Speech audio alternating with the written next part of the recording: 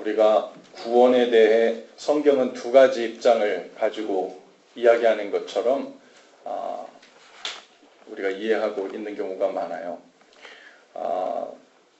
이미 예수님을 믿는 자는 오직 그 믿음으로 말미암아 구원을 과거형처럼 현재 완료형처럼 이미 얻었다. 이 표현이 성경에 있고요. 또 오늘 본문 말씀처럼 구원을 받는 것이 아직 끝나지 않은 과업처럼, 그래서 우리가 계속해서 그 구원을 이뤄가야 한다는 말씀이 성경에 동시에 있죠. 어떤 것이 맞는 것인지, 둘 다 맞는 것인지 헷갈리기 쉬워요. 그래서 우리가 보통 이단들은요, 이 둘 중에 하나만을 이야기합니다. 그래서 이미 구원의 일이 끝났기 때문에 이제는 나머지 삶은 크게 신경 쓰지 않아도 산다는 입장을 취하거나, 혹은 우리가 믿음으로 구원 얻는 게 아니고 우리의 모든 노력으로, 우리의 행위로 구원을 쟁취해 나가야 된다거나, 이 둘 중에 하나로 치우쳐버리면 성경이 말하고 있는 것을 한 곳으로 왜곡하는 것과 같습니다. 신학에서는 이걸 구원의 단계로 정리하는데요. 구원받았다는 것을 영혼 구원으로, 그리고 그 구원을 이루라는 것을 성화의 과정을 통한 그 삶의 구원이라고 이야기하기도 하고요. 또 그 구원이 과거 시제로만 끝나지 않고 현재와 미래 시제로 함께 설명돼야 되는, 그래서 우리가 이미 믿음으로 구원을 얻었지만, 그것은 확실하지만 그 구원이 오늘 여전히 하나님과의 건강한 관계 속에서 지속되고 있어야 하고, 그리고 아직 이 땅에서 불완전하고 미흡하게 완성되어 하고 있는 구원이지만 우리 영혼과 몸의 완전한 구원과 영원한 삶을 위한 완성된 구원을 향해 우리가 함께 나아간다는 이야기이죠. 성경에서 구원을 이미 받은 것이라고 과거 시제로 말씀하시는 여러 성경들이 있는데, 그 중에 대표적인 말씀이 에베소서 2장 8절이에요. 너희는 그 은혜로 인하여 믿음으로 말미암아 구원을 받았으니 이는 너희에게서 난 것이 아니요 하나님의 선물이라. 그리고 오늘 미래 시제로 마치 얘기하는 것 같은 본문이 오늘 바울의 이야기입니다. 빌립보서 2장 12절이죠. 그러므로 나의 사랑하는 자들아, 너희가 나 있을 때뿐 아니라 더욱 지금 나 없을 때에도 항상 복종하여 두렵고 떨림으로 너희의 구원을 이루라. 구원을 이루라는 말씀과 관련해서 한 가지 더 의문이 생기는 것은, 구원은 예수를 믿음으로 주시는 선물이라고 배웠는데 마치 여기서 구원을 이루라는 말 때문에 마치 우리의 노력으로 구원을 이룰 수 있는 것인가 하는 그런 느낌이 드는 거예요. 이에 대해서 베드로 3장 17절이 참고가 될 수 있는데요. 베드로 사도는 그 구원을 이미 받은 사람들에게도 이렇게 이야기를 합니다. 사랑하는 자들아, 무법한 자들의 미혹에 이끌려 너희가 굳센 데서 떨어질까 삼가라. 그래요. 그래서 굳센 데라는 건 뭐예요? 믿음의 돌입니다. 믿음으로 구원 얻는다는 확신이에요.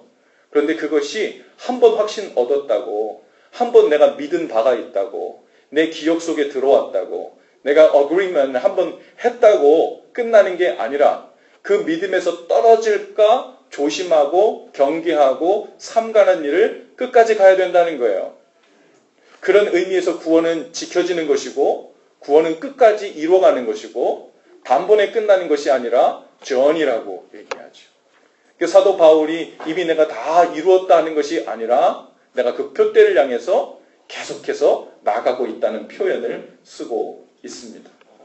믿음에서 멀어지게 하는 미혹들이 어떤 것인지에 대해서 성경에 여러 가지를 이야기하지만 특별히 마태복음에 나오는 씨 뿌리는 자의 비유를 통해서 우리가 알 수 있죠. 마태복음 13장 20절 이하에 보면 우리의 믿음을 잃어버리게 만드는 것으로 마귀의 그 거짓 공작, 환난 혹은 핍박, 세상의 염려와 재물의 유혹, 이런 것들이 제시되어 있습니다. 그러한 것들이 항상 악하게 사용되는 건 아니지만 그러한 것에 왜곡되게 이끌리면 우리가 믿음에서 떨어져 하나님과 멀어지는, 여기서 삼가고 삼가라고 하는 이야기에 우려하는 일이 발생하는 그런 요소가 된다는 말이에요. 여러분, 믿음에서 떨어지는 또 다른 이유 중 하나가 있는데 그것은 바로 오늘 말씀에서 이야기하고 있는 이 익숙함 혹은 무감각 혹은 나태해지는 것입니다. 이미 구원을 얻었고 완성한 것처럼 마음을 놓고 오는 그 방심에서 오는 마음이에요. 나는 이미 구원을 받았고 신앙생활이 있어서 아주 중요한 문제가 해결된 것 같으니까 이제 쉬엄쉬엄 남은 인생은 소풍 나온 듯 이 세상 즐기다 가면 된다는 태도입니다. 이건 성경적인 태도도 아니고 시각도 아니에요.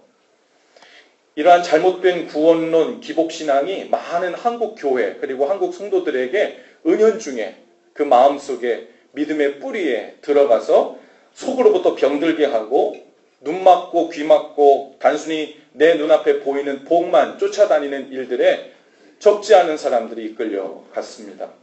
그래서 이제 시간이 이렇게 오래 지났는데 한국 교회 안에 수많은 사람들이 예수를 믿는다 그러는데 교회가 한 동네에만 들어가도 십자가 빨간불이요. 두 집 건너 세 집 건너 보일 정도로 엄청나게 많은데도 그 교회의 영향력이 그리고 사회로부터 칭찬받고 존경받는 일들이 점점 정반대로 쇠퇴해져 가는 일들이 어디서부터 오겠습니까? 예수님께서는 그 열매를 보아서 그것이 진짜인지 아닌지를 보라 그랬는데 우리 눈앞에 우리 귀에 들리는 열매들을 보면 이것이 진짜와 가까운가 하는 의심이 우리 가운데 들고 있는 형편입니다. 저 시대 때는요, 제가 보기보다 젊어요. 그래서 젊다는 얘기를 이제 생각보다 나이가 많지 않다는 얘기인데 제가 중고등학교 다닐 때 좀 나이가 저보다 몇 살 더 위에 계신 분들은 학력고사를 받고요. 그리고 저는 수능을 받습니다. 수학능력시험이라고 하죠. 대학 갈 때. 그래서 제 나이 언저리에 계신 분들은 학력고사 받냐 수능 받냐 이거 가지고 대강 짐작합니다. 어느 때쯤 되겠구나. 우리 이야기 껴줘도 되겠구나. 뭐 이런 이야기요. 제가 수능 시험을 보고 나서 그때 느꼈던 건데요. 수능 시험을 딱 보고 나니까 이제 대학 입시에 대한 그 모든 부담이 다 내려놓는 거잖아요. 그리고 나서는 학교를 졸업할 때까지 적지 않은 기간을 수개월을 다니잖아요. 놀러 다녀요.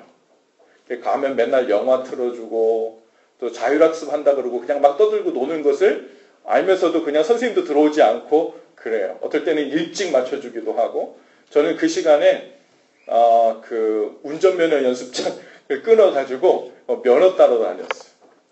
그러니까 여전히 학생인데요. 그 중고등학교의 모든 공부의 목적이 수능 시험을 잘 봐서 대학 입학하는 것, 그것에 모든 포커스가 맞춰져 있기 때문에 대학만 들어가면 시험만 잘 보고 끝났으면 이제는 자유다, 해방이다. 이런 생각이 만연한 거죠. 이것이 우리 대한민국이 아주 사회적인 문제로도 또 교육 정책으로도 여러 번 이야기가 되잖아요. 중고등학교 때 그들의 그 공부 실력의 능력은요, 세상 어느 나라 학생들과 비교해 봐도 월등합니다. 그런데 대학생이 되어서 그 연구 분야에 들어가서 나중에 견주해 보면 이 차이가 너무 나게 떨어지는 거예요. 물론 여러 요인들이 있겠지만 그 요인들 중에 하나는 마치 대학을 들어가는 것으로 그리고 그 학위를 따는 것으로 모든 공부의 목적에 포커스가 맞춰져 있는 듯한 그런 느낌 때문이죠. 그 일로 인해서 이제 대학을 시험을 딱 본 사람들은 그 다음부터 공부하지 않죠. 그 다음부터는 놉니다. 자유와 해방이고 이제 모든 중요한 일이 끝났다고 생각해요. 마치 우리 신앙생활과 비슷한 거예요. 신앙생활에 대해서 왜곡하고 있는 사람들은요, 예수 믿고 세례받고 구원 받았다라는 과거형으로 점이 찍혀지면 그 다음부터는 공부 안 합니다. 체면 정도 혹은 상식 정도 혹은 내 삶을 조금 더 윤택하게 만드는 정도의 제자훈련, 성경 공부, 예배, 다양한 것들의 수위를 조절하면서 그저 그 정도면 됐다고 생각해요. 왜냐하면 우리가 신앙생활하는 가장 중요한 구원에 관한 일이 일단락됐다고 착각하기 때문입니다. 지금 바울이 얘기하고 있는 이 빌립보 교회에도 그러한 성도들이 있었던 것 같아요. 어느 순간부터인지 이미 구원받았다고 방심하면서 더 성장하고 성숙해지기를 힘쓰지 않고 서로의 믿음과 선행을 돌아보거나 격려하지도 않고 매너리즘에 빠져있는 교인들 때문에 이 바울이 빌립보 교인들에게 지금 이 말을 하고 있는 거예요. 바울은 왜 두렵고 떨리는 마음으로 너희 구원을 이루라고 했을까요? 여기서 두렵고 떨리는 마음이란 도대체 무슨 마음일까요? 여기서도 우리는 의문이 들 수 있어요. 목사님, 우리가 하나님께서 주신 그 은혜와 사랑을 받고 구원의 확신이 있으면 마음에 평안이 와야 되는 거 아니에요? 기쁨만 넘쳐나야 되는 거 아니에요? 그런데 왜 두려운 마음이 생기고 떨리는 마음이 생겨요? 그건 이상한 거 아닙니까? 요한일서 말씀에도 두려워하는 자는 사랑 안에서 온전히 이루지 못했다. 하나님은 사랑이시다. 그랬는데 두려워하는 마음이 생기면 이상한 거 아닙니까? 교회 다니면서 마음이 평안하고 좋아야지 왜 떨리는 마음이 생겨요? 이것은 오늘 우리가 읽은 이 본문의 맥락 속에서 이해하지 못해서 그래요. 오늘 이 말씀에 두렵고 떨리는 마음이란 무서운 것을 보고 위태로운 일 때문에 혹은 괴물을 보고 귀신 본 듯이 우리 가운데 생기는 공포감에서 오는 두려움이 아니에요. 그런 떨림이 아닙니다. 그래서 오늘 우리가 읽은 본문 말씀 12절은 어떻게 시작하냐면 그러므로 사랑하는 형제들아 이렇게 시작하거든요. 접속사가 있어요. 그러므로. 접속사라는 얘기는 그 앞에 있는 이유 때문에 뒤에 일을 하라는 거잖아요. 앞에 이러한 일이 있기 때문에 그러므로 형제들아 뭐 하라는 거예요? 두렵고 떨리는 마음으로 너희 구원을 이루라. 그럼 그 이유와 근거가 되는 게 무엇이겠어요? 빌립보서 2장 후반절에 있는 내용인데요. 바로 12절 바로 앞에 있는 내용들이에요. 그 이야기를 간단히 요약하면 이것입니다. 본래 근본 하나님과 본체셨던 예수 그리스도께서 그 보좌를 버리시고 이 땅에 낮아지셔서 오셨어요. 우리와 같은 사람의 형체를 얻으셨어요. 죽기까지 복종하셔서 십자가에서 죽으셨어요. 그리고 하나님이 그분을 다시 살리셨고 하늘에 올리셔서 그분의 이름을 영화롭게 하셨습니다. 땅 위에 있는 것, 하늘 위에 있는 것, 땅에 있는 것, 땅 밑에 있는 물속 그 어떤 만물도 이제 그 이름 앞에 벌벌 떨게 했고 그 이름을 영화롭게 하는 것을 통해 하나님께서 영광 받으시기로 작정하셨다고 말씀하십니다. 할렐루야. 여러분, 그래서 우리가 하나님께 영광 돌리는 방법이 뭡니까? 예수 그리스도의 이름을 영화롭게 하고 높이는 것을 통해서 하나님께서 영광을 받으신대요. 그래서 우리가 그 이름을 높이는 거예요. 그래서 우리가 그 이름을 찬양하는 겁니다. 야, 우리는 아버지 하나님을 찬양하지 않고 왜 자꾸 예수님을 찬양해? 하나님께서 말씀에 분명히 말씀하십니다. 그 이름을 높이 들려서 그 이름을 모든 만물이 찬송케 하는 것을 통해 하나님께서 영광 받으시겠다. 여러분, 두렵고 떨리는 마음은 바로 이러한 정황 속에서 나온 거예요. 하나님의 아들 예수 그리스도께서 그분의 생명과 맞바꾸어서 우리에게 주신 구원, 그분의 모든 것을 다 버리시고 우리에게 제공해 주신 생명, 그 엄청나고 존귀하고 귀한 그 생명을 우리가 받고 품고 있는 거예요. 그러니 그 품은 생명의 가치가 생각만 해도 떨리는 겁니다. 생각만 해도 두려운 거예요. 이 두렵고 떨림은 이 생명을 통해 내가 무슨 해코지를 당할까 그런 것이 아니라 너무 귀한 감당할 수 없는 그 떨리는 생명과 구원의 가치를 품고 있기 때문에 우리 가운데 두려움, 떨림이 생겨나는 거예요. 우리 교회도 생명을 품고 있는 분들이 있죠. 현진자매 영옥형제 가정에 이제 태명 봄이라 그랬는데 봄이가 그 뱃속에 있습니다.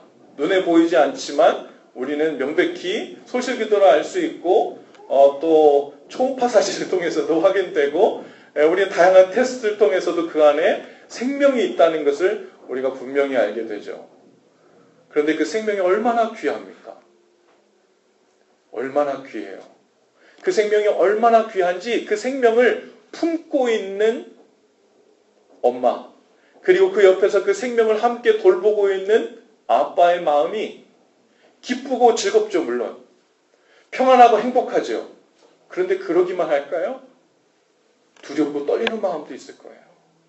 너무 소중하고 너무 사랑하고 이러면 안 되기 때문에 마음에 두렵고 떨리는 마음으로 이 생명을 어떻게 잘 돌볼까?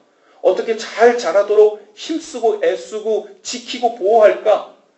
그 생각이 늘 마음속에 있을 거라고요. 밥 먹는 것도 잘 조절할 테고 잠자는 것도 또 귀로 듣는 말, 태아가 혹시라도 엄마에게 들어오는 나쁜 말이나 혹 안 좋은 영향들을 받을까? 듣는 거, 보는 거, 먹는 거, 여러분 오감으로 되어지는 모든 인풋의 그 라인들을 다 조심하고 경계하고 하는 일들이 그 귀한 생명을 품고 있는 자에게 두렵고 떨리는 마음으로 있는 거예요. 하물며 온 우주와 이 세상을 창조하신 하나님께서 그 목숨과 맞바꾸어서 우리에게 주신 그 구원과 생명을 우리에게 허락해 주셨는데, 여러분 그것을 품고 그 생명을 품고 있는 자들의 삶이 어떻게 그냥 그럭저럭일 수 있겠어요? 어떻게 그냥 되는 대로 신앙생활이 되겠어요? 어떻게 별거 없는 양 무표정으로 교회를 왔다 갔다 할 수 있겠어요? 어떻게 우리 그리스도의 삶이 그냥 이만저만 할 수 있겠어요? 사도 바울은 두렵고 떨리는 마음으로 너희 구원을 위해 무언가 특별한 구원의 조건을 하나 성취하라고 얘기하는 것이 아니라 이미 주어진 그 구원이 얼마나 소중하고 엄청난 것인지 그 영향력이 드러나는 삶으로 나아가라고 권고하고 있는 거예요. 보통요, 결혼하고 몇 년 된 부부들 중에 사이가 남다르게 좋은 부부들이 있어요. 그냥 그들이 원래부터 갖고 있었던 성격이나 이런 데서 나온 것이 아니라 처음에는 저 남편이 저 아내가 저런 성격이 아니었는데 나중에 변화되어서 아주 살갑게, 아주 소중하게, 아주 친근하게 된 부부 사이. 다른 말로 하면 거듭난 부부들이 있어요. 거듭난 부부. 여러분, 개인만 거듭나는 거 아니에요. 부부도 거듭나야 되고요. 가정도 거듭나야 돼요. 부부의 관계가 거듭난다는 건 무슨 말일까요? 언제 거듭나게 될까요? 어떤 부부들은요, 너무 힘들어.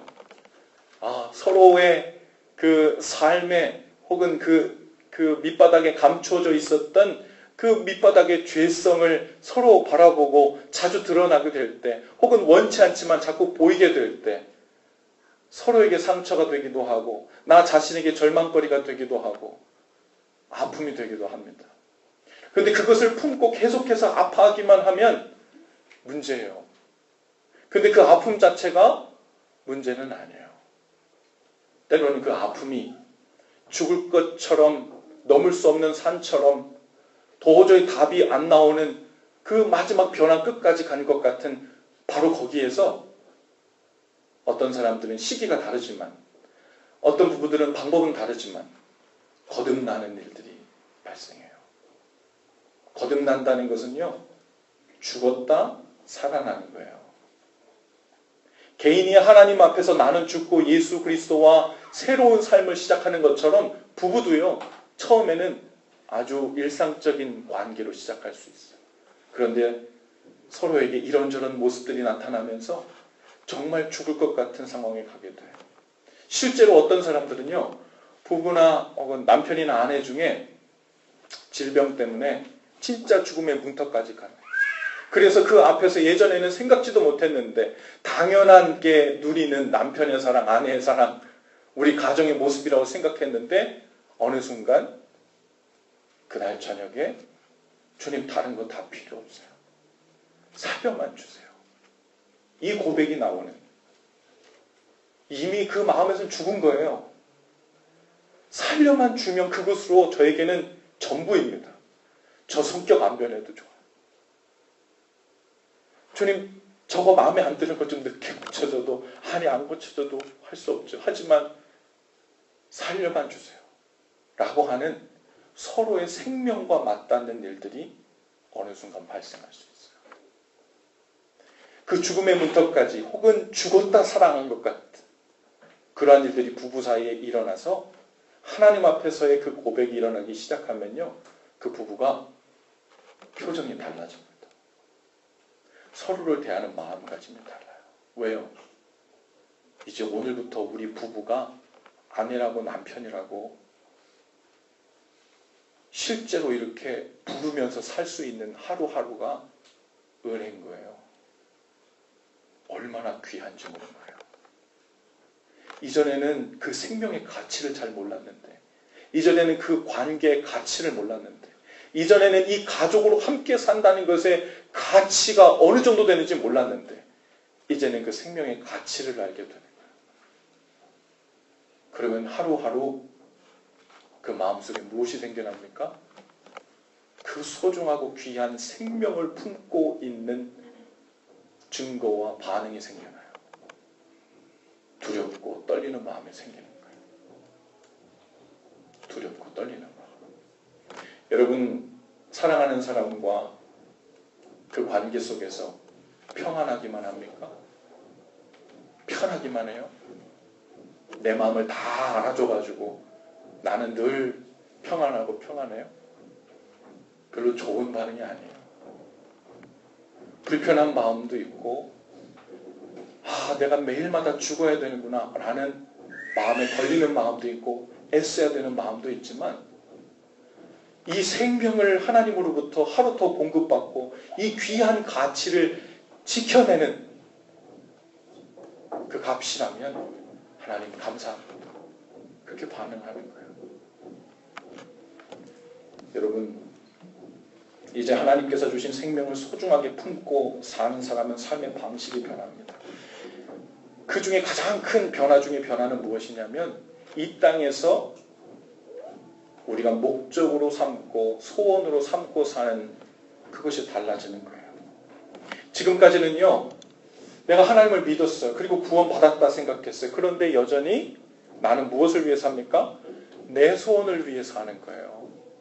이 땅에서 내가 더 살고 싶어하는 생명의 방식, 라이프 스타일, 내가 소유하고 싶은 것, 인정받고 싶은 그 어떤 목적, 그것이 때로는 하나님의 이름을 빌어서 비전이라고, 꿈이라고 그렇게 왜곡되기도 해요. 그런데요, 하나님의 이름을 빌어서 사용하고 있는 나의 꿈은 비전이 아니에요. 하나님의 꿈이 내 것이 되었을 때 그것이 비전이 되는 거예요. 그것이 성경에서 우리에게 말씀하고 있는 하나님의 소원입니다. 우리 아까 찬양했죠? 마지막 찬양이 하면서 주나의 모든 것, 주나의 모든 것이라고 고백했어요. 여러분, 주님이 나의 모든 것이라면 오늘 하루를 살면서 그분을 경험하고 그분을 느끼지 못했다면 우리는 그날 하루를 헛땅친 거예요. 그렇죠? 공친 겁니다. 허무하게 산 거예요. 그게 주나의 모든 것이란 말의 의미죠. 여러분, 그러면 주님께서 정말 내 삶의 전부가 되신다면 그 증거가 우리 삶에 어떻게 드러나겠어요? 그분의 소원을 붙들고 사는 거예요. 나의 소원을 붙들고 살면요, 마음이 평안해요. 왜요? 이미 나는 천국도가 구원도 받았으라는 생각도 있어. 이제는 내가 엑스트라로 누리기만 하면 돼요. 그러니까 이 땅에 살면서 지금도 뭐 괜찮아. 조금 더 내가 원하는 삶 주시기를 원해. 마음이 평안하고 평안해요. 그런데요, 내 소원이 아니라 오늘 13절 말씀해 주시듯이 하나님의 소원을 우리 가운데 부어주시고 그 소원을 품고 그 소원을 이루려고 사는 사람은 마음이 두렵고 떨리기 시작해요. 하루하루가 그냥 그럴 수가 없어요. 왜? 내가 원하는 내 소원, 그게 아니라 하나님이 나에게 주시는 그 소원이 무엇인지, 언제 어떤 방식으로 오는지, 그것을 내가 순종하며 나아갈 수 있을지에 대한 하나님께 나의 약함을 고백하고 은혜를 구하고 그리고 그 방법을 구하며 나가는 일들이 끊임없이 우리 삶 가운데 있게 되기 때문이죠. 그 일들이 전혀 없이 평안하고 행복한 신앙생활만 되고 있다면 어쩌면 우리는 하나님의 소원이 아니라 내가 너무 잘 알고 있는, 내가 너무 익숙한 나의 소원을 내 삶의 근간에 두고 살고 있을 확률이 높습니다. 여러분, 두렵고 떨림으로 너희 구원을 이루라고 했어요. 그런데 그 방법에 대해서도 오늘 우리에게 분명히 얘기하고 있습니다. 12절 말씀에 보면 두렵고 떨림으로 너희 구원을 이루라 라는 말씀 앞에 무엇으로? 방법이 나오죠. 뭐 하래요? 항상 복종함으로. 항상 복종함으로 두렵고 떨림으로 너희의 구원을 이루래요. 뭐에 복종해요? 우리 마음에 주신 하나님의 소원에, 우리 마음에 부어주시는 하나님의 뜻에, every day, every single moment에 그것에 순종하며 나가는 그 삶을 통해 두렵고 떨림으로 너희 구원을 이루는 삶을 이루어가라고 얘기하는 거예요. 여러분, 여기서 항상 복종함으로라는 단어가 왜 갑자기 나온 것 같아요? 이거는요, 앞에서 또 맥락 속에 나온 거예요. 12장 바로 그 앞에 예수 그리스도께서 죽기까지 복종함으로 십자가에서 죽으신 그분을 닮아서 우리도 죽기까지 복종하고 항상 복종함으로 예수님처럼 두렵고 떨리는 마음으로 우리 속에 주신 하나님의 사명, 그 소원을 이루어드리는 삶으로 하루하루 살면서 그 구원을 두렵고 떨림으로 지켜나가는 바로 그 말씀이죠. 여러분, 하나님은 인격이십니다. 믿으십니까? 인격이란 얘기는 인간관계와 비슷하다는 거예요. 인격에서는요, 관계가 생명이에요. 그렇죠? 아무 관계 없으면 그건 더 이상 생명이 연결되어 있는 것이 아니에요. 우리가 하나님과 인격적으로 연결되어 있다면 반대로 그 인격적인 연결이 파괴되고 또 소홀해지는 방법도 우리와 똑같습니다.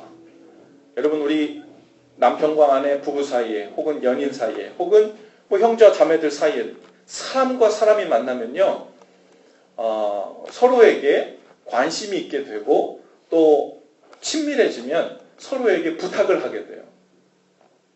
미안한 부탁이 아니더라도 나의 사람, 나의 약함을 보일 수 있는 사람, 나의 약함을 쉐어할 수 있는 사람, 그것이 내가 당신을 인정하고 받아들인다는 어느 그 바운더리거든요. 그 자꾸 부탁을 해요. 말을 해요. 그러면 상대편이 그 말을 듣고 귀담아 듣고 할 수 있는 부분을 도와주기도 하고 섬겨주기도 하고, 그래서 서로 도우며 살잖아요. 그러면서 관계가 형성되고 깊어집니다. 하나님과 우리 사이의 관계가 깊은데 나는 하나님께 순종도 안 하고 복종도 안 한다. 여러분, 이것은 이상한 거예요.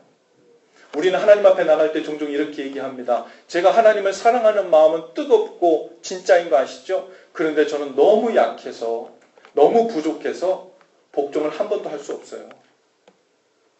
대부분 할 수 없어요. 그 영역은 제가 용서받아야 될 영역이에요. 주님 아시죠? 근데 성경 어디서도 그런 얘기를 우리에게 하고 있지 않아요. 어디 사도 바울은 뭐래요? 대놓고 직격탄을 날립니다. 예수 그리스도처럼 항상 복종하고 죽기까지 복종해서 두렵고 떨림으로 너희 구원을 이루라고 이야기합니다. 주님이 우리 안에 소원을 두고 이것이 내 기뻐하는 뜻이다 라고 말씀해 주셨는데 그 얘기를 우리가 알아들었어요. 혹은 언뜻 들은 것 같아. 언뜻 들었는데 그것이 정확히 무엇이는지 기도를 통해, 말씀 묵상을 통해 더 가까이 나가서 그게 뭐라고 하셨어요? 주님 말씀하신 그게 맞아요? 라고 다가서지 않는다면 그 인격적인 관계가 어떻게 되겠어요? 더 이상 인격적이게 되지 못하죠. 주님은 우리에게 계속 소원을 주셨는데 못 들은 척하고 무시하고 우리가 순종하지 않는다면 그 관계가 어떻게 인격적이게 되겠어요? 사실은 그래서 이 받은 생명을 지키고 구원을 이루는 이 과정은 무엇과 연결되어 있냐면 첫 번째는 믿음이고 그 믿음의 내용은 순종입니다. 말씀에 대한 순종이에요. 그 순종을 통해 내가 주님을 어떻게 인격적으로 받아들이고 있고 귀 기울이고 있고 그분을 내 마음에 어떤 방식으로 얼만큼 모시고 있는지의 수준이 드러나는 거예요. 완벽하라는 것을 성경에서 우리에게 말하지 않아요. 그런데 온전하라고 얘기합니다. 목사님 그게 그거 아닌가요? 아니에요. 완벽하다는 말은 실수도 없고 죄가 없는 걸 얘기하는 거예요. 우린 그럴 수 없죠. 그런데 우리에게 온전하라고 하는 것은 무엇이냐면 우리의 약함이 있는 줄 알고 우리는 혼자서 이룰 수 없다는 걸 알고 최선을 다해 힘쓰지만 그것이 하나님의 수준에 다다를 수 없다는 걸 알기 때문에 주님이 우리 속에 소원을 주시고 그 뜻을 주실 때 항상 변함없이 주님 앞에 나아가 주님을 의지하는 태도예요. 변함없이 그분 앞에 나가 의지하고 도움을 구하고 그 뜻을 더 깊이 알고 싶어하고 내가 애쓴다고 애쓴 그 나머지 모든 영역에 대해서 하나님의 은혜를 구하며 그것이 이루어져 가는 것을 마음에 품고 소원함으로 두렵고 떨리는 마음을 놓치지 않고 유지하고 있는 그 상태, 그것을 성경에서는 온전한 마음이라 얘기합니다. 오늘 우리 속에 온전한 마음이 있는지 돌아보실 수 있기를 바라요. 저는 완벽할 수 없으니 이왕 완벽할 수 없는 거 대강 조율하며 신앙생활을 하는 게 성경의 요지가 아니에요. 완벽을 요구하지 않으시지만 하나님 앞에 신실한 변함없는 온전함을 요구하십니다. 원래 그 삶 가운데 다 들어가시는 저와 여러분 됐으면 좋겠어요. 정상적인 마음은요, 평안하다 평안하다. 아유 목사님 이번 주에는 자꾸 몇 번 평안이 깨졌어요. 그것 가지고 하나님과의 관계가 다 설정되는 게 아니에요. 여러분 건강한 마음은요, 하나님께서 주신 구원의 기쁨도 있지만 한편으론 그 품고 있는 생명을 그 가치 있게 덜 훼손되게 그리고 그 생명이 우리 삶 가운데 작동하며 열매 맺어갈 수 있도록 엄청난 사명을 받은 듯한 그 존귀한 생명을 품고 사는 자의 두렵고 떨리는 마음을 유지하는 거예요. 두렵고 떨림으로 너의 구원을 이루라. 오늘 이 말씀을 성령의 음성으로 듣고 오늘 우리의 삶을 비추어 주님 앞에 복종함으로 순종함으로 그 소원을 살펴봄으로 나가시는 저와 여러분들 되실 수 있기를 주님의 이름으로 축복합니다. 우리 옆뒤 잡은 인사하시면서 온전하게 신앙생활 합시다. 한번 인사하십시다. 온전하게 신앙생활 합시다. 모두 자리에서 다 일어나실까요? 오늘 주신 말씀 기억하면서 헌신 기도를 한 목소리로 함께하고 찬양하도록 하십시다. 함께 기도합니다. 주님, 그동안 믿는 자에게 주어지는 평안과 기쁨만을 구원의 증거로 삼으려 했습니다. 그러나 이제 주님의 생명과 바꿔 우리에게 허락하신 그 생명을 두렵고 떨림으로 품고 살겠습니다. 우리 속에 주신 주님의 소원을 알게 하시옵소서. 그래서 먼저 본을 보이신 주님처럼 항상 그리고 죽기까지 복종함으로 깨어있는 믿음의 삶이 되게 하시고 살아있는 신앙생활이 되게 하옵소서. 예수님 이름으로 기도합니다. 아멘.